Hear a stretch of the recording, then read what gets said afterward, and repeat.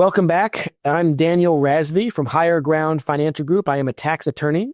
And I'm Imran Razvi. I'm his father. We work well together, the father-son team. And we are fiduciaries. That means we're required to act in your best interest. We only recommend things that are actually in your best interest. Except on this program, this is not fiduciary advice because this is general information. It's educational. And hopefully you'll get something out of it, but you'll also go to our website, riskfeestaxes.com, and actually get a plan that's designed specifically in your best interest to minimize risk, fees, and taxes. And one of the things that people often ask us is they come to us and say, look, I would love to retire, but I don't have enough money. There's no way I have enough money. I can't retire for at least 5 years, 10 years, 3 years, whatever they say. And even when I do retire, it's going to be really tight. You know, I'm just worried I don't have enough. So when is enough enough? What's your number? That's the ad campaign that went out. What's your number? What's your number? We look at it a little differently. So talk about that, Raz. Let's talk about income, your spendable money, right? So there's something called the 4% rule. If you haven't heard of it, it's 4% rule has been around for a long, long time. And actually, some people have said, 3.5 or 2.8%, but let's just stick with 4%. What that means is that when you retire, it doesn't matter how much money you make in the market. You could be making 17, 18, 20, 25% in the market, but because the market volatility, you can only take out 4% with any likelihood of survival. What that means is, but in 25 years, you'll still have some money left. Okay. So that's your number. Right. So if I have $1 million saved, then you can spend $40,000. If I have $2 million saved, $80,000. That's it. That's the 4% rule. However, using the same calculations, the same Monte Carlo scenarios that do thousands of calculations, we can actually show you how you can take 7% out with the same amount of money. Now, 7% of $2 million or $1 million, let's say it's $1 million, is $70,000 versus $40,000. So if I told you you have a choice of an income in retirement, either $70,000 a year or $40,000 a year, which would you prefer? Well, I'd take the 70. Yeah. And if I could be sure I was protected, it's actually going to be there for me. Right. So that's very important to know that the same math works for both, but you got to have some certain protections in place. That's why we have riskfeestaxes.com. You can go there, riskfeestaxes.com. But what we do is we manage all those risks so you can actually take out 7% and have the same level of certainty that you're going to have money. So let's play this out. Let's say you retire today and you have $2 million and your advisor tells you can take out just $80,000 a year, which is 4%. Which and you're about $5,000 per month. And your twin brother retires today with $3 million, right? And he can also take out 4%. So that's $120,000 a year. Well, let's say you come to our firm and we show you a plan to actually take out 7%. Well, of $2 million, 7% is $140,000. So now with $140,000 income, you have $20,000 a year more than your brother, even though he's got $1 million more. So in retirement, income is so much more important than how much money you have in your account. Because if you have the money sitting in your investment account or your retirement account, that's great. You can print out the screenshot of your statement and pin it up on the wall and look at it and say, well, I got $3 million. But that doesn't make you better off. Having $3 million doesn't necessarily mean you have more income to spend than the other guy who has $2 million. So you need to have a mathematical plan of spending money that you can't run out of money, and you have that value or that income for the rest of your life, and plus inflation. So we often give two options for clients that want to have income in retirement. And often we're using a 6 or 7% withdrawal as an example. That doesn't mean that's what you're always going to take out. You might be one of the few people that has enough saved that you could actually live on 4% of your nest egg. And some people are that way. But if that's the case, just having the ability to spend more gives you a lot more flexibility. So in the first one is what you just mentioned, Raz, which is the volatility buffer. The volatility buffer means close to half the money is, or more than half the money is not in the market. It's in something that's protected against the loss. And that could be a bank, it could be a treasury, it could be a fixed annuity. But I want to clarify, that's because it's not in the market doesn't mean you're not growing the money. You still want to grow the money. Yeah. Okay. And there are other ways. Most people think the only place to invest money is in the market. That's not the only place. There's lots of different things you can do that have different restrictions, different risks, different possibilities, different growth. You have to uncover that information for it to make better decisions. So you can take a lot more out if you have money that's not in the market, because the whole reason the 4% rule exists is so you don't spend too much from an asset that's crashing. If the market's crashing, you don't want to spend money from that bucket at that time. But if you have another bucket you can draw from that is guaranteed not to lose money, that's very important. Having money in a 60-40 portfolio like bond funds, that doesn't help you. Because ask the people that retired 3 years ago, 4 years ago, that shifted everything to bonds, and then they lost like 20 or 30% of the money in the bonds because the interest rates jumped so fast. So that doesn't work. Bond funds don't work to protect you from loss. But if you have money that's actually protected from loss, then you draw from that when the market's crashing and you draw from the market when it's up. That's the volatility buffer strategy. And the math shows you could take out a lot more money, often 50, 60, 70% more money taking out of that portfolio than if it was in the market. Even if it was a mix diversified of different stocks and bonds and mutual funds and it was managed by a great advisor and all that, you could still take out more money if you just have it out of the market entirely. And like Raz said, that doesn't mean no interest.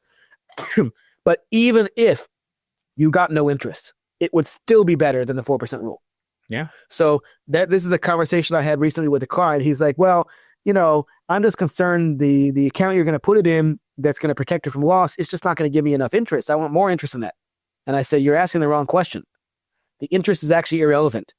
Because you have it protected, the interest you can take out of all of your investments is so much more that it doesn't even matter if you got any interest at all in this safe account. I want you to get money, get growth in it. Right. We want you to get growth, but that's not actually the most important. The most important is first protect, because if it's protected, then you could take out a lot more. And again, you're in a much better spot, even if you have less total wealth than somebody else, but you can spend more. Then that's what it is. I have a client that retired, just now, retired recently, and they started working with us a couple years ago, and they wanted to protect their money from loss so they could have a lot higher income. Because of that, they moved a lot of money to protected accounts, and they missed out on some really big returns they could have had for the last 2 years. But because they had protected it, they're confident in how much they can take out, and the income they can get, even though their accounts are not as high as they would have been if they left in the market, the income is still higher than what it would have been on the 4% rule of all that market growth. Yeah. So they are still in a much better spot.